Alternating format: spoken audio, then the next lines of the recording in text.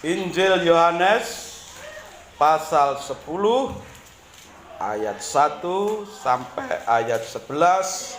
Demikian firman Tuhan. Aku berkata kepadamu, sesungguhnya siapa yang masuk ke dalam kandang domba dengan tidak melalui pintu, tetapi dengan memanjat tembok, ia adalah seorang pencuri dan seorang perampok. Ayat 2. Tetapi siapa yang masuk melalui pintu, ia adalah gembala domba. Untuk dia penjaga membuka pintu dan domba-domba mendengarkan suaranya, dan ia memanggil domba-dombanya masing-masing menurut namanya dan menuntunnya keluar. 4. Jika semua dombanya telah dibawanya keluar, ia berjalan di depan mereka, dan domba-domba itu mengikuti dia, karena mereka mengenal suaranya. Tetapi seorang asing pasti tidak mereka ikuti, malah mereka lari daripadanya, karena suara orang-orang asing tidak mereka kenal. 6. Itulah yang dikatakan Tuhan Yesus dalam perumpamaan kepada mereka. Tetapi mereka tidak mengerti apa maksudnya. Ia berkata demikian kepada mereka. Maka kata Yesus sekali lagi, aku berkata kepadamu, sesungguhnya akulah pintu ke domba-domba itu. 8. Semua orang yang datang sebelum aku adalah pencuri dan perampok, dan domba-domba itu tidak mendengar mereka. Akulah pintu, barang siapa masuk melalui aku, ia akan selamat, dan ia akan masuk dan keluar, dan menemukan padang rumput. 10. Pencuri datang hanya untuk mencuri dan membunuh dan membinasakan. Aku datang supaya mereka mempunyai hidup dan mempunyainya dalam segala kelimpahan. Akulah gembala yang baik. Gembala yang baik memberikan nyawanya bagi domba-dombanya. Amin untuk firman Tuhan.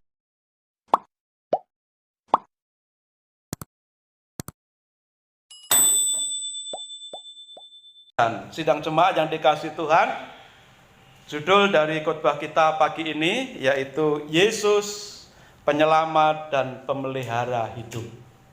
Yesus penyelamat dan pemelihara hidup. Sidang jemaat yang dikasihi Tuhan Yesus Kristus,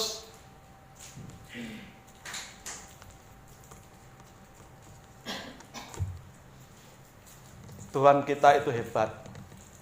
Tuhan kita itu dahsyat.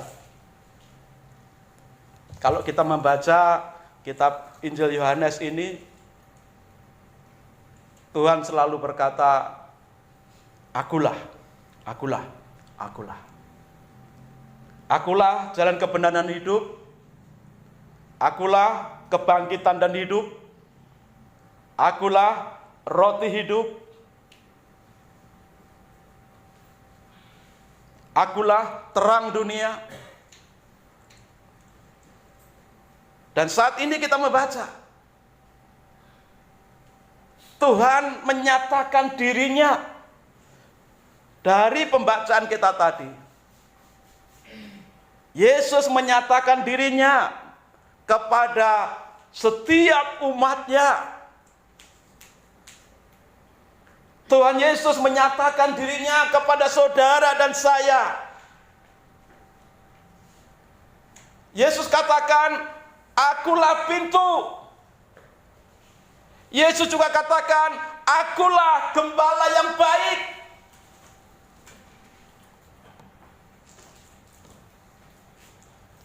Dari dua pernyataan Tuhan yang menyatakan akulah pintu dan akulah gembala yang baik ini, sesungguhnya merupakan jaminan dari Tuhan Yesus.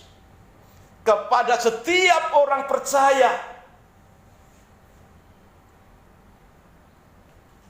Jaminan untuk hidup di sini, di bumi ini, dan jaminan nanti di sana ketika kita sudah mati.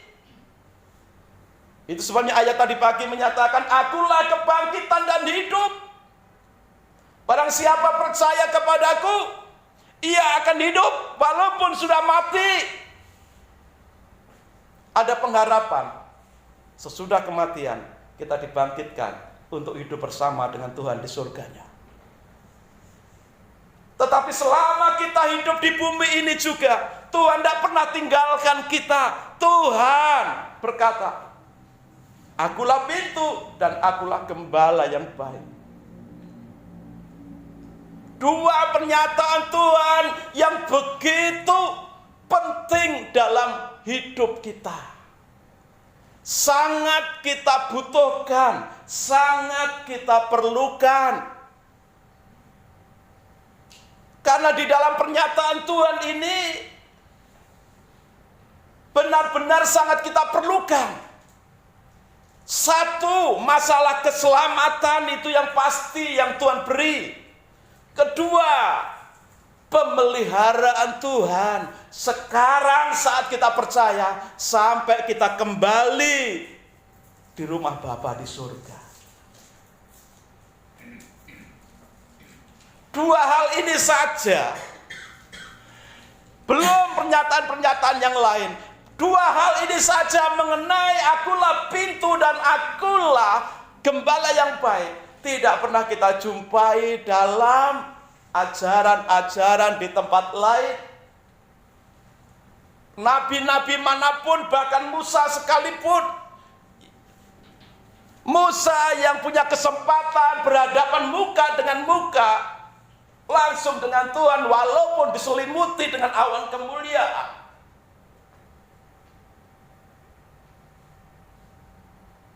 Musa tidak pernah menyatakan dirinya seperti apa yang Yesus katakan kepada para murid. Musa tidak pernah menyatakan kepada orang Israel yang mengikutinya, akulah jalan kebenaran dan hidup. Akulah terang dunia, akulah pintu dan akulah gembala yang baik. Tidak. Musa tidak pernah menyatakan itu. Walaupun Musa sangat terkenal sebagai nabi yang sangat istimewa. Bahkan Bapak Abraham sekalipun tidak pernah menyatakan hal-hal yang sangat penting seperti yang Yesus katakan. Abraham tidak pernah menyatakan, akulah jalan kebenaran dan hidup. Atau dengan kalimat yang sejenisnya. Enggak pernah. Padahal Abraham dikenal sebagai bapa orang beriman. Artinya apa?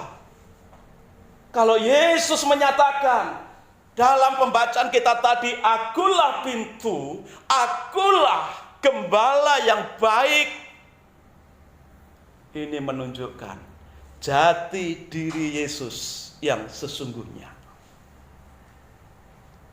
Dia bukan sekedar nabi seperti nabi-nabi biasa. Dia bukan sekedar imam-imam besar seperti biasanya imam besar. Dia bukan sekedar raja biasa.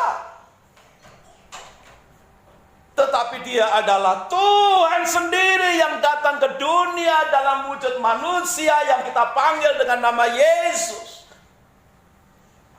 Itu sebabnya setiap pernyataan Yesus yang berkata, akulah terang dunia, akulah jalan kebenaran hidup, akulah roti kehidupan, akulah kebangkitan dan hidup. Dan dalam pembacaan kita tadi dikatakan, akulah pintu, akulah gembala yang baik.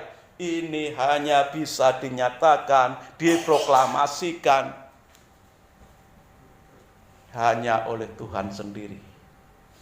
Dan sesungguhnya Yesus itulah Tuhan sendiri yang datang ke dunia dalam wujud manusia. Dua hal yang kita dapat. Yesus menyatakan diri, akulah pintu. Di dalam ayat 9 tadi menyatakan, akulah pintu, barang siapa masuk melalui aku, ia akan selamat. Dan ia akan masuk dan keluar dan menemukan padang rumput. Lalu ayat 11, akulah gembala yang baik. Gembala yang baik memberikan nyawanya bagi domba-dombanya.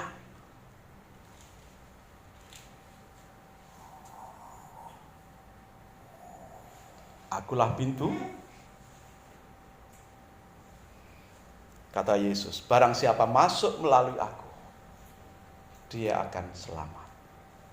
Dia akan keluar dan masuk, dan akan mendapatkan padang rumput. Lalu di ayat selanjutnya, ayat 11, ayat terakhir, akulah gembala yang baik. Gembala yang baik memberikan nyawanya bagi domba-dombanya. Kapan Yesus memberikan nyawanya? Saat mati di kayu salib, dikuburkan, dia berikan nyawanya. Jadi Yesus itu Tuhan yang menjelma jadi manusia, lalu mati menjadi tumbal, supaya dosa-dosa kita yang percaya kepada Yesus Kristus diampuni, kita diselamatkan.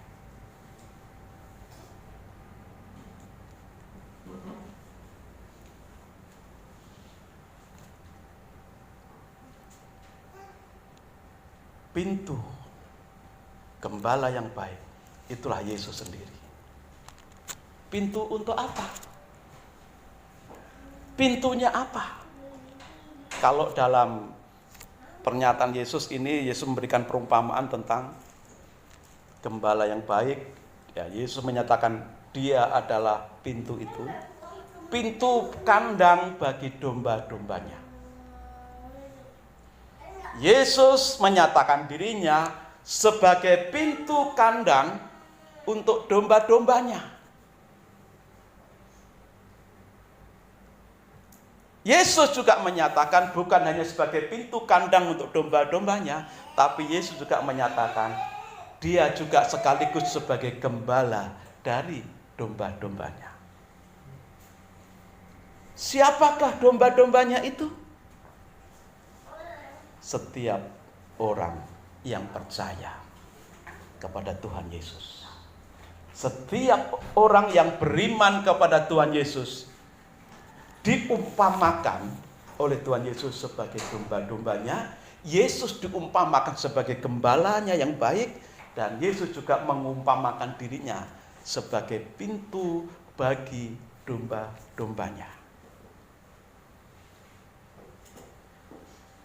Setiap domba yang mau masuk kandang harus melalui pintu Yesus. Setiap domba yang mau keluar kandang harus melalui pintu yang satu itu.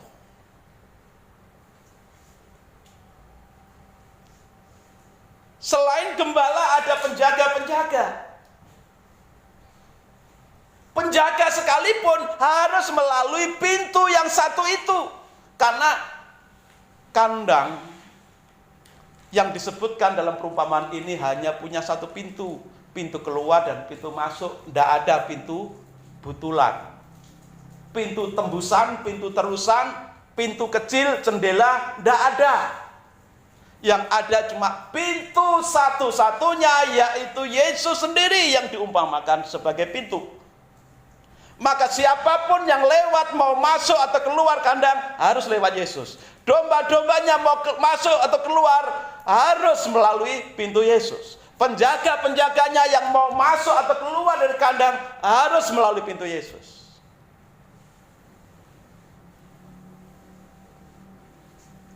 Dan semua sudah di-scanner oleh Tuhan.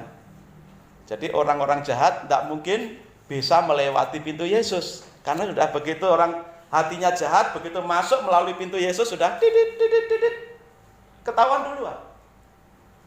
Kalaupun ada serigala yang berbulu domba, ya, di dalamnya serigala tapi kulitnya, bulunya pakai bulu domba, itu pun akan langsung ketahuan karena sudah di-scan begitu melewati pintu itu.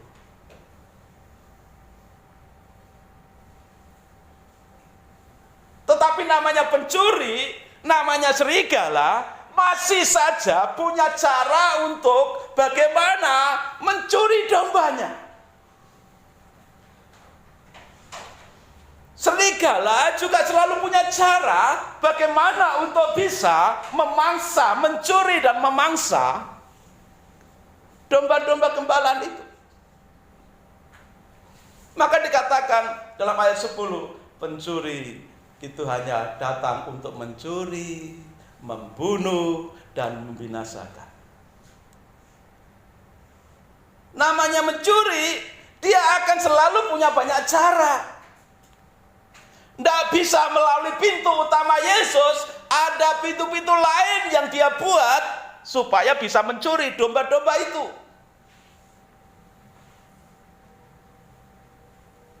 Tetapi berita baiknya adalah, kalau kita mau betul-betul datang melalui pintu Yesus, keluar masuk kita melalui pintu Yesus. Hal pertama, kita sudah akan mendapatkan perlindungan Tuhan.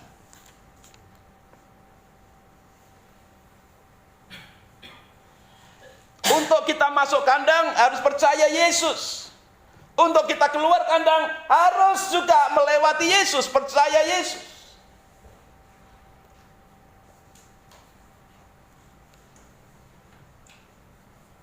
Dan ternyata itu sebabnya Yesus tidak hanya mengumpamakan dirinya hanya sebatas pintu, tapi Yesus juga sebagai gembala yang baik.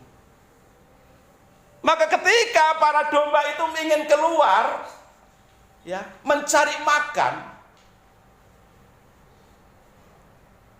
Yesus yang berperan sebagai gembala yang baik itu akan menuntun domba-dombanya ke tempat yang berumput hijau, ke padang rumput yang hijau.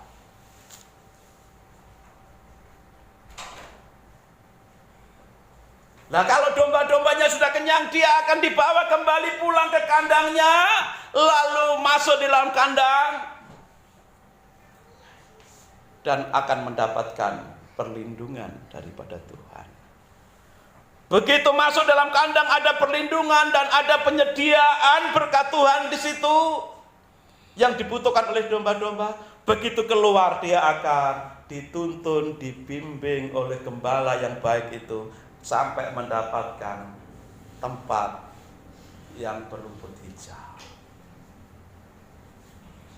Kembali kalau kita aplikasikan dalam hidup kita, kita terapkan dalam hidup kita. Kalau domba itu adalah setiap kita yang percaya Tuhan Yesus, bukankah ini suatu jaminan yang luar biasa yang Tuhan sediakan bagi kita? Satu, keselamatan. Dua, adalah pemeliharaan Tuhan. Begitu kita masuk kandang, kita dijaga, dilindungi oleh Tuhan, dan dicukupkan selama kita ada di kandang. Mungkin kita mau ngemil, ada camilan di dalam kandang, kan gitu. Kadang-kadang kan sudah kenyang di keluar, ngemil lagi di dalam. Oh, disiapin oleh Tuhan. Mau mungkin bikin susu, disiapin. Begitu umatnya mau keluar kandang, Tuhan pimpin, Tuhan tuntun sampai menemukan tempat yang berumput hijau. Itu kalau domba beneran. Tetapi kalau umat Tuhan itu apa? Kalau umat Tuhan, kita manusia, bukan domba lagi, diterapkan di aplikasi kita yang percaya Tuhan. Kita akan dituntun ke tempat-tempat di mana ada sumber mata air, rezeki, berkat yang kita butuhkan.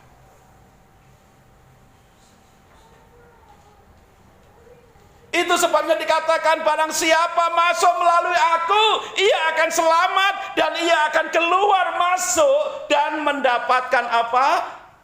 Padang rumput.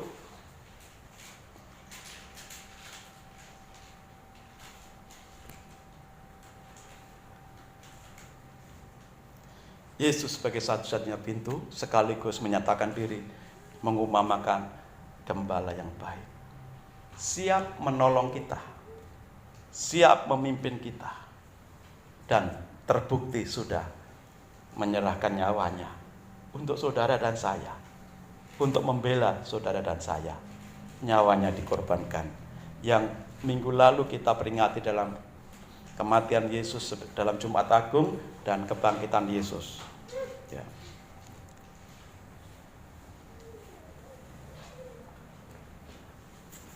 Jaminan pemeliharaan Tuhan untuk saudara dan saya.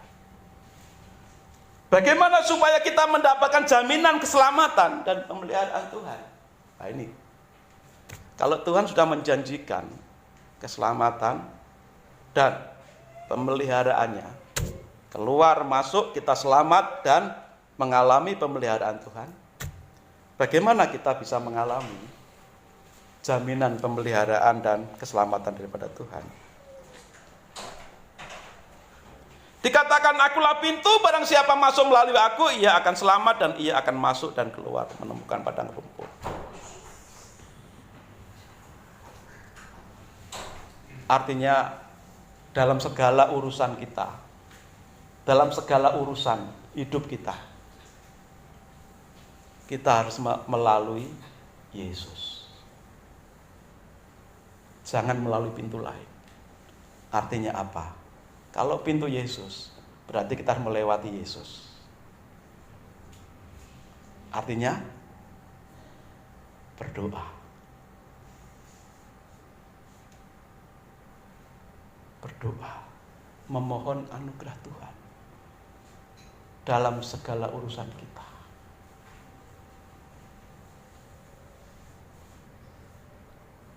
Seperti kitab Yakobus menyatakan, jika engkau punya rencana ke kota A, ke kota A, jangan katakan aku akan membuat ini. Tapi katakanlah, jika Tuhan menghendaki. Artinya apa? Kita disuruh berdoa dulu, memohon anugerah Tuhan. Tuhan, aku mau punya rencana A, B, C, D. Nanti di sana begini. Artinya melibatkan Tuhan dalam setiap urusan kita. Sudahkah kita melibatkan Tuhan dalam setiap urusan kita? Sudahkah kita melibatkan Tuhan untuk memulai segala sesuatu dalam kehidupan kita? Memulai dari Yesus, menjalani semua urusan kita bersama Yesus.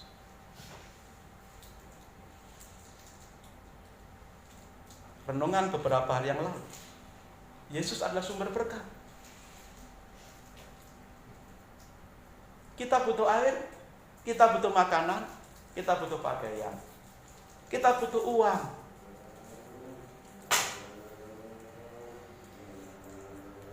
Tapi orang dunia seringkali tidak mau melibatkan Tuhan, hanya mencari air, hanya mencari makanan, hanya mencari pakaian, mencari uang, mencari keperluan-keperluan yang dibutuhkan tanpa memulai dari Tuhan dan menjalaninya bersama dengan Tuhan.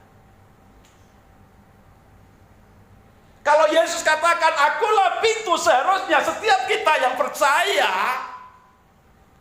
dalam memulai segala hal urusan hidup kita harus dan ayo kita mulai dari Yesus, datang di dalam doa dan menjalani semua urusan kita itu bersama dengan Yesus. Lalu Yesus juga dikatakan sebagai gembala yang baik. Gembala yang baik bukan hanya memberikan nyawanya, tapi dikatakan gembala yang baik itu akan menuntun, membawa domba-dombanya ke padang rumput yang hijau.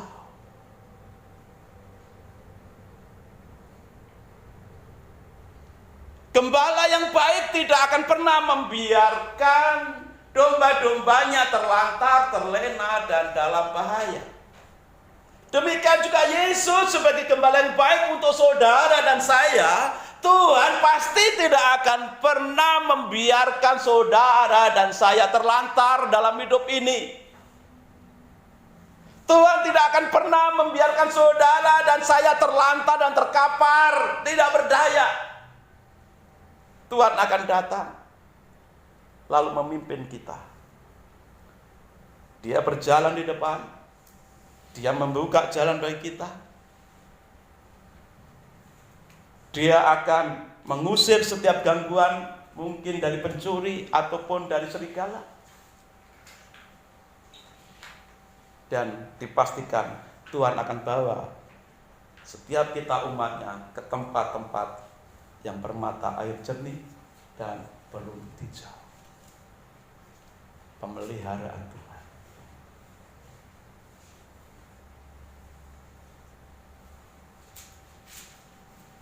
Tuhan akan menuntun kita. Tadi di ayat di atasnya dikatakan, Tuhan akan memanggil domba-dombanya dengan nama-namanya. Setiap gembala itu akan memberi nama-nama yang gampang diingat, menjadi tanda pengenal bagi setiap domba. Dan Tuhan sebagai gembala yang baik untuk saudara dan saya, Tuhan tahu pasti, Tuhan mengenal saudara dan saya.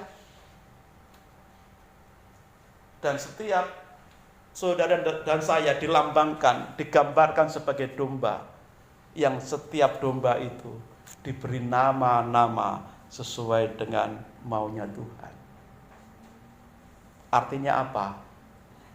Bagi setiap kita orang percaya itu punya panggilan spesial, punya panggilan istimewa, punya panggilan khusus di hadapan Tuhan. Kalau setiap kita yang percaya Tuhan diberi nama-nama khusus. Artinya apa? Setiap kita umatnya itu juga bukan hanya diberi nama khusus, tetapi juga berkat-berkat khusus. Berkat si A tidak sama dengan berkat si B. Berkat si B tidak sama dengan berkat D. Berkatnya D tidak sama dengan berkatnya C. Dan sebagainya. Setiap kita dipanggil dengan nama-namanya secara khusus, sekaligus ada berkat-berkat khusus yang Tuhan peruntukkan bagi setiap kita yang percaya. Yang pasti Tuhan tidak akan biarkan kita terlantar, terkapar, tak berdaya. Tuhan akan membimbing kita. Tuhan adalah gembalaku, takkan kekurangan aku. Ia membaringkan aku di padang rumput hijau. Gadanya dan tongkatnya selalu menjadi perlindungan kita. Sekalipun melewati lembah bayang-bayang maut, tidak takut bahaya karena Tuhan menyertai. Gambaran Tuhan Yesus sebagai gembala yang baik itu sejalan dengan Mazmur 23. Dia adalah gembala kita.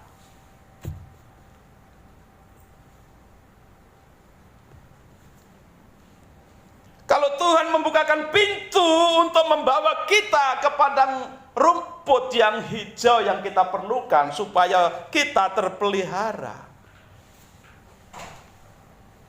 selain kita harus melewati Yesus, memulai segala sesuatu dari Yesus, maka hal selanjutnya dikatakan, domba-domba itu akan mengikut Yesus.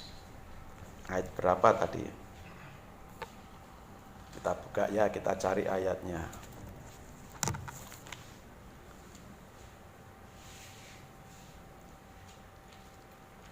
Ayat 3. Untuk dia penjaga membuka pintu dan domba-dombanya mendengarkan suaranya, dan ia memanggil domba-dombanya masing-masing menurut namanya dan menuntunnya keluar. Dan jika semua dombanya telah dibawanya keluar, ia berjalan di depan mereka, dan domba-domba itu mengikuti dia, karena mereka mengenal suaranya. Datang pada Yesus, memulai segala sesuatu dari Yesus, karena Yesus adalah sumber segala sesuatu yang kita butuhkan.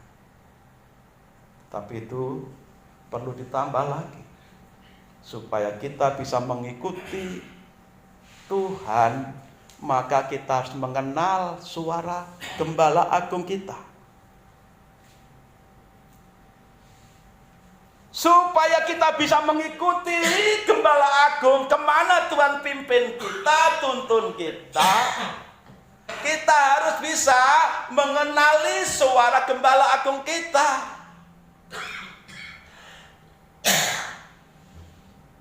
Kalau kita tidak mengenali suara Gembala Agung kita, kita tidak akan pernah bisa mengikutinya. Ya, kalau dalam perumpamaan ini Yesus digambarkan sebagai gembala yang baik, lalu ada domba-dombanya. Domba-domba akan melihat gembala itu dan mengenal suara gembala sehingga bisa mengikuti kemana saja Gembala Agung itu pergi. Tetapi sekarang kita tarik dalam kenyataan hidup kita sebagai orang percaya yang hidup di zaman ini, karena Yesus sudah naik ke surga, bahkan sudah di sana dia bertata dan dia berjanji akan kembali menjemput kita. Dan sekarang kita tidak bisa melihat Yesus secara fisik. Apakah perumpamaan bahwa Yesus sebagai gembala yang baik itu sudah tidak berlaku? Tidak. Yesus sebagai gembala yang baik, pernyataan Tuhan ini tetap berlaku sampai Tuhan Yesus datang kembali. Tapi bagaimana kita bisa mengikuti Yesus sang gembala yang baik itu kalau kita tidak bisa melihat secara fisik? Kita tidak bisa mendengar suara Gembala Agung kita dengan telinga kita ini. Piye caranya? Bagaimana caranya? Kita tidak bisa melihat Yesus secara fisik, kita tidak bisa mendengarkan suara Yesus dengan telinga kita. Bagaimana kita bisa mengikuti Yesus, lalu kita akan menikmati pimpinan Tuhan, tuntunan Tuhan, bimbingan Tuhan ke tempat-tempat yang bermata air jernih dan berumput hijau. Sementara kita tidak bisa melihat fisik Yesus, tidak bisa mendengar suara Yesus dengan telinga kita.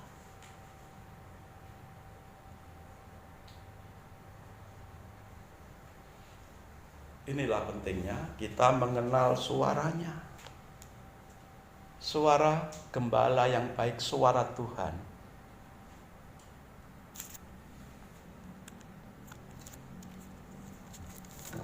Sudah tertulis di sini.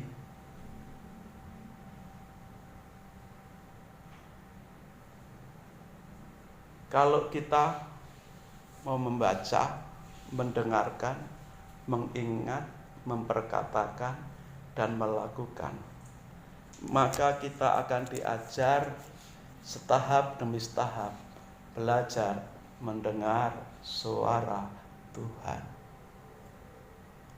Kita tidak akan pernah bisa melakukan perintah Tuhan tanpa kita pernah membaca, mendengarkan firman Tuhan.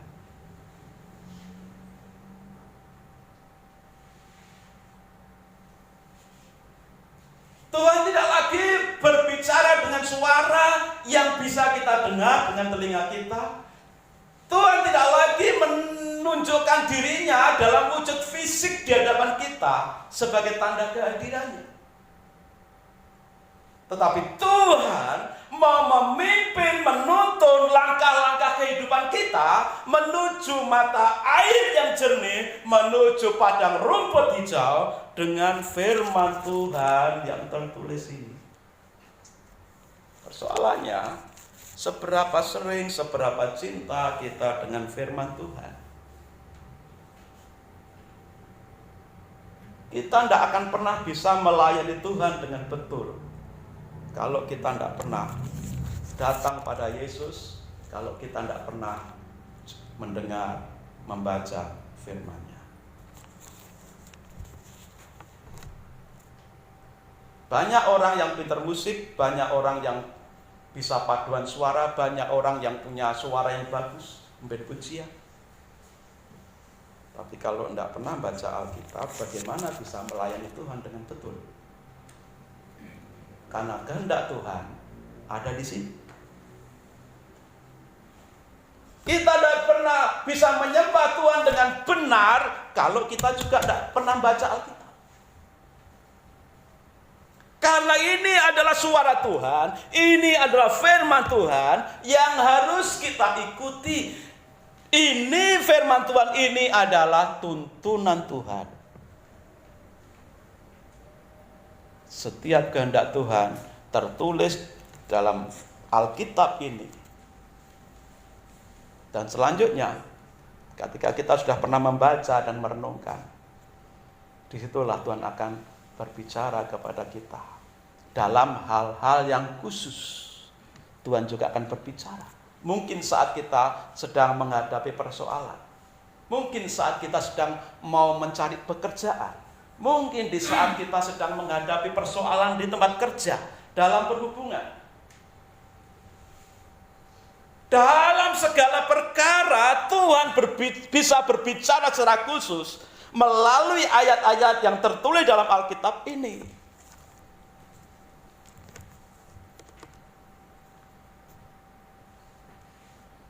Kalau kita tidak pernah membaca Alkitab, merenungkan firman Tuhan, bagaimana kita mau mengikuti kehendak Tuhan?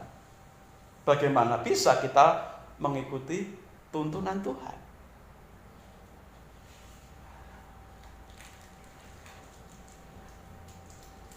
Karena Tuhan tidak bisa kita lihat dengan mata jasmani kita, tidak bisa kita dengar suaranya dengan telinga jasmani kita. Maka kita harus banyak membaca firman Tuhan dan mendengarkan.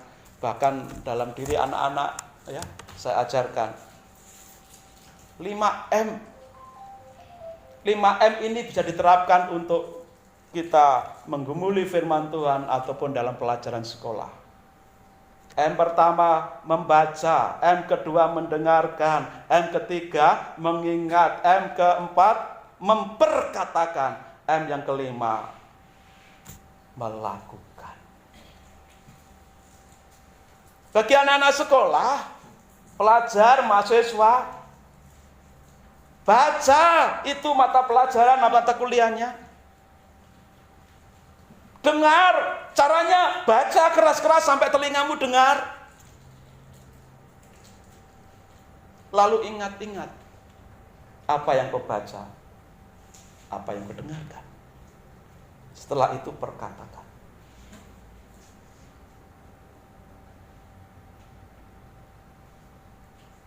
Itu sebabnya kalau anak-anak serius sekolah, dia akan selalu dari membaca dengan keras sampai telinga mendengar sendiri, lalu diingat-ingat ya. Intinya, kalau tidak bisa plek, kalau bahasa satu buku dibaca full kalimat per kalimat, kata per kata, ya agak sulit. Tapi intinya kita ingat. Orator adalah orang yang punya kemampuan berpidato. Wah, gitu. Misalkan itu pengertian. Lalu kita ucapkan. Dari dengar, mengingat, lalu kita ucapkan. Kita lakukan. Kalau ada soal-soal, kerjakan. Itu akan cepat membantu kita. Bagi anak sekolah, bagi anak kuliah. Pasti nilainya tidak akan mengecewakan. Dengan firman Tuhan bagaimana? Sama. Baca.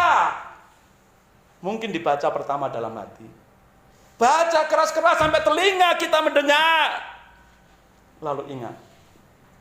Mungkin kita tidak bisa mengingat kata per kata, kalimat per kalimat. Tapi ingat inti dari ayat-ayat yang kita baca itu. Lalu perkatakan.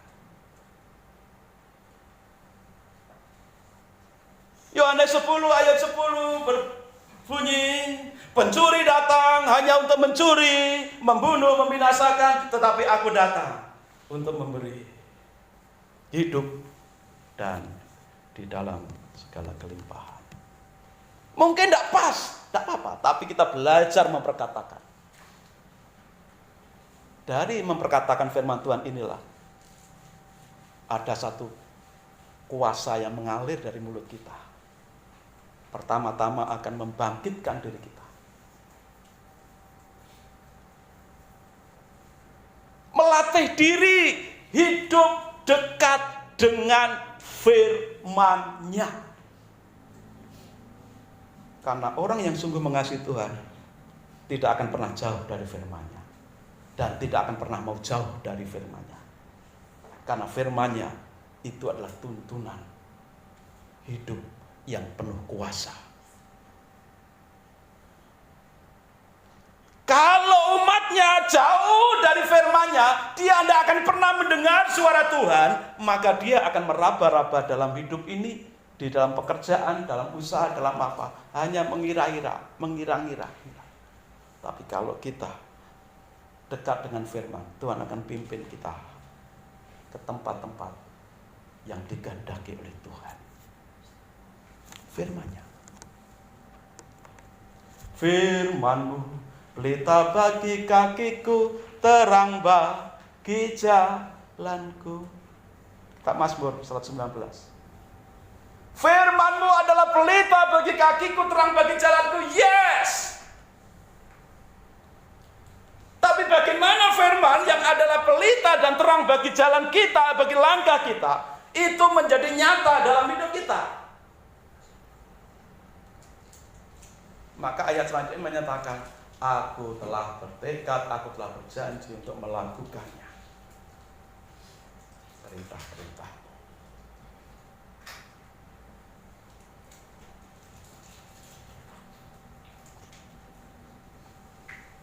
Mengenal suara Tuhan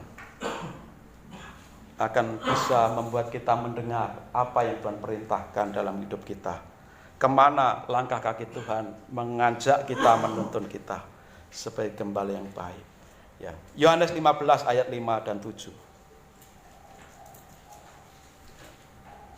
Bukan hanya mengaku percaya, datang pada Yesus dan percaya, tapi firman Tuhan itu penting untuk kita sebagai domba-dombanya, supaya kita mengenal suaranya dan bisa mengikuti kehendak Tuhan.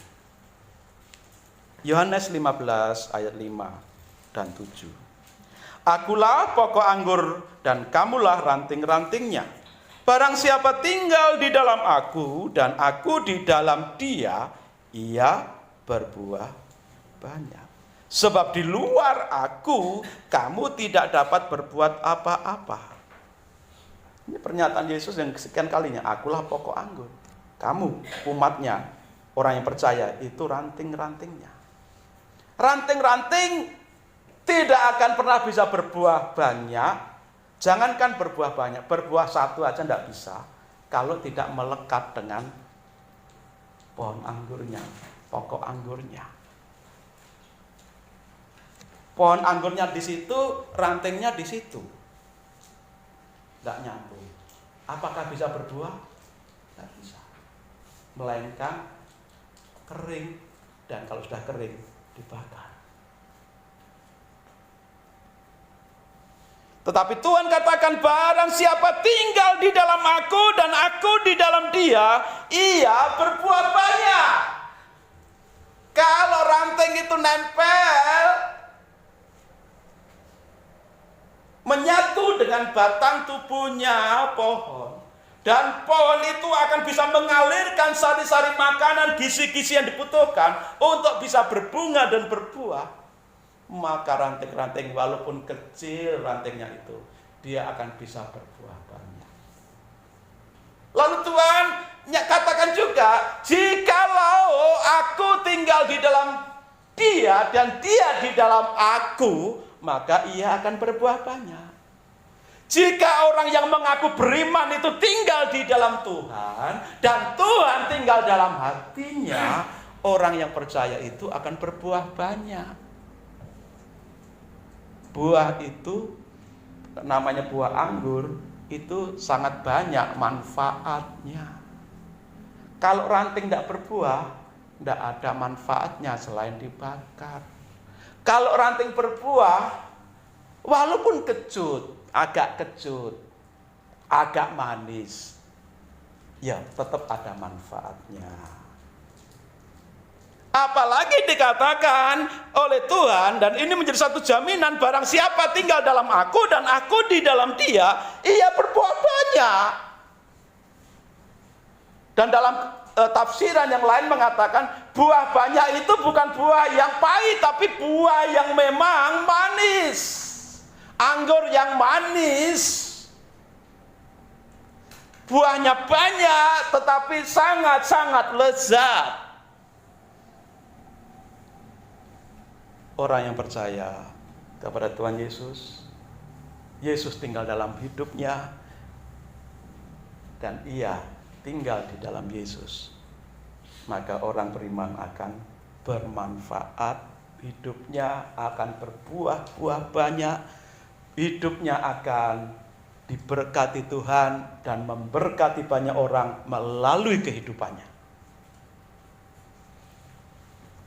Lalu mungkin ada pertanyaan, barang siapa tinggal dalam aku dan aku dalam dia. Pertanyaannya, bagaimana caranya Yesus tinggal dalam hidup kita? Kalau firman-Nya supaya bisa berbuah banyak, ya, Yesus harus ada di dalam dia dan dia tinggal di dalam Yesus. Maka ayat 11 itu menjelaskan Yesus tinggal dalam hati orang percaya itu bagaimana? Ayat 7 menjelaskan, jikalau kamu tinggal dalam aku dan firman-Ku tinggal di dalam kamu. Jadi artinya Tuhan Yesus tinggal dalam hati kita itu bisa diartikan lebih lagi, lebih jelas lagi, firman Tuhan ada di dalam hidup kita, di dalam hati kita, di dalam pikiran kita, di dalam perkataan kita. Firman Tuhan itu di dalam tingkah laku kehidupan kita. Kalau firman Tuhan tinggal dalam hati, dalam pikiran, dalam perkataan, di dalam perbuatan kita, maka kita akan bisa berbuah banyak. Dan kalimat selanjutnya dalam ayat itu mengatakan, mintalah apa saja yang kamu kehendaki. Kalau firman Tuhan ada dalam diri orang percaya, pasti yang diminta bukan yang aneh-aneh. Yang diminta adalah pasti sesuai dengan kehendak Tuhan. Maka dikatakan di ayat ini, mintalah apa saja yang kamu kehendaki. Karena orang yang di dalam hidupnya dipenuhi firman Tuhan, dia tidak akan minta yang macam-macam, yang nyeleneh-nyeleneh. Permintaannya itu sesuai dengan kehendak Tuhan, seiring sejalan dengan kehendak Tuhan. Maka dikatakan, mintalah apa saja yang kamu kehendaki, dan kamu akan apa, saudara? Ayat 7, menerimanya. Amin. Ini saudara, kalau Yesus menyatakan sebagai gembala agung, Yesus memanggil domba-dombanya dan memberi nama secara khusus, ada berkat khusus. Tapi bagaimana persoalannya supaya kita bisa mengikuti komando dari gembala agung itu? Caranya adalah firman ini tinggal dalam hidup kita. Di hati, di pikiran, dalam perkataan, dalam perbuatan. Maka hidup kita akan berbuah banyak, hidup kita akan diberkati dan mengalami anugerah-anugerah Tuhan yang luar biasa.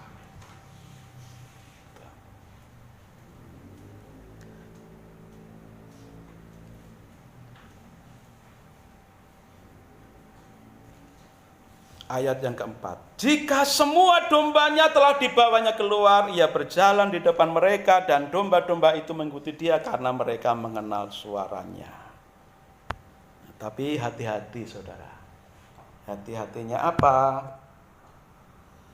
Seperti di awal atau di ayat tadi kita baca, ada pencuri, yang berusaha mencuri, membunuh, dan membinasakan domba-domba.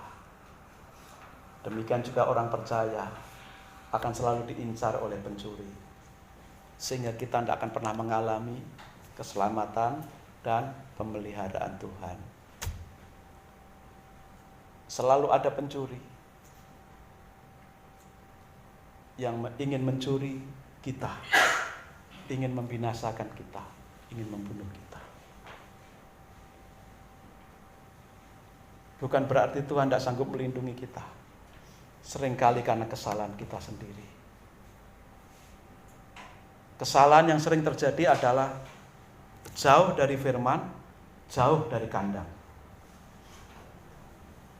Jauh dari firman artinya jauh dari komandonya Tuhan,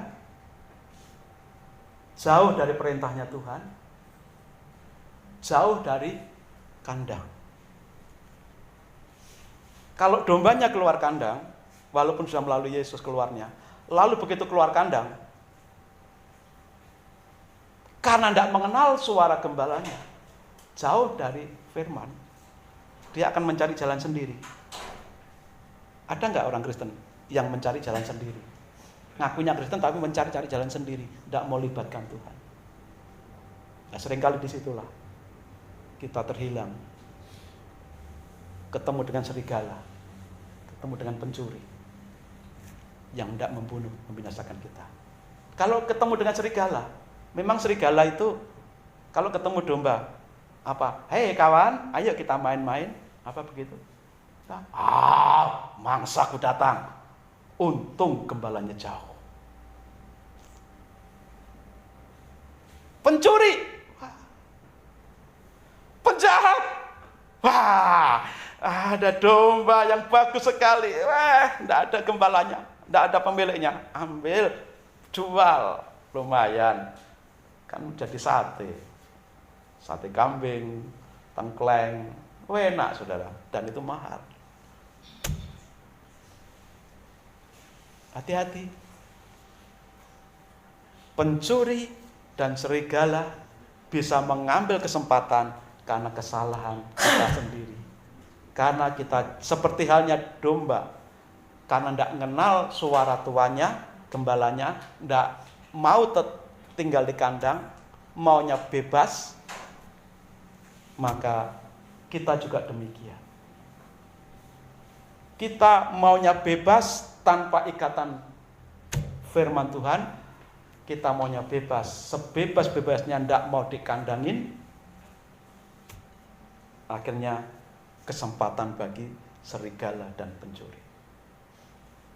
Ayo cek teman-teman yang masih muda-muda, yang sudah usia-usia nikah, berapa banyak di antara temanmu yang gara-gara pacar akhirnya tinggalkan Tuhan?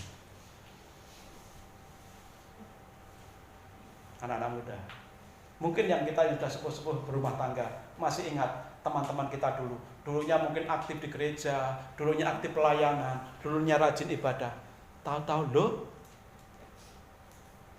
sudah tidak bersama dengan Tuhan lagi, karena menikah, karena pekerjaan, karena keinginan-keinginan sendiri. Biasanya dan bisa dipastikan itu karena jauh dari firman, jauh dari kandang. Kandang domba, ya itu kalau kandang domba ya buat pagar. Kalau kandangnya umat Tuhan, itu ya gereja Tuhan, persekutuan orang percaya, gereja Tuhan. GSC Bethlehem, GBI, HKBP, GBB,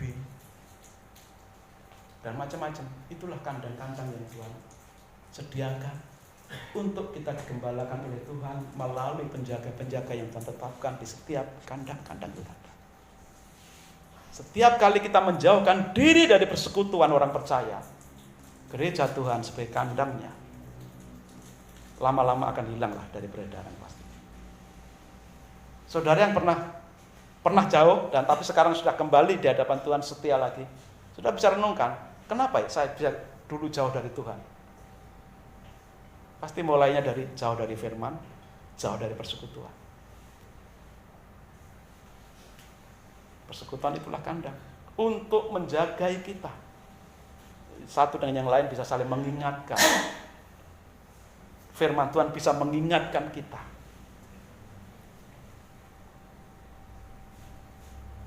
Dan ini menjadi pelajaran bagi kita semuanya. Jika kita merindukan, mendambakan keselamatan dan pemeliharaan Tuhan, pastikan jangan jauh dari firman Tuhan, jangan jauh dari kandang persekutuan,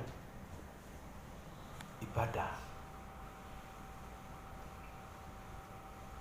Janganlah engkau menjauhkan diri dari persekutuan-persekutuan ibadah seperti yang dibiasakan orang-orang.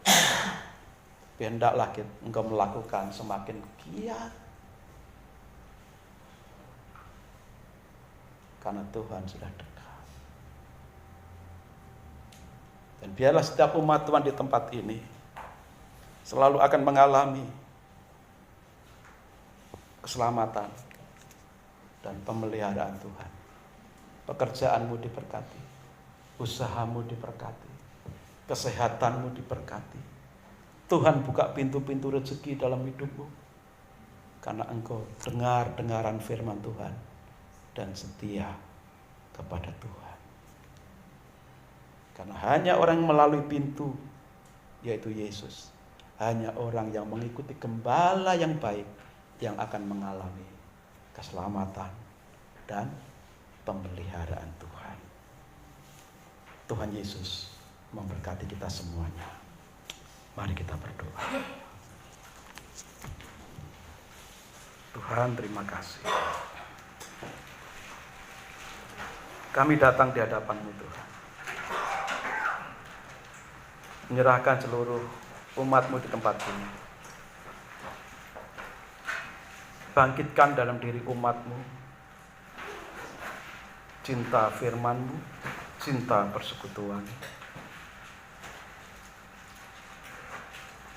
Terus condongkan di hati umat-Mu untuk terus menggumuli firman Tuhan dan terus bersama-sama dalam persekutuan ibadah.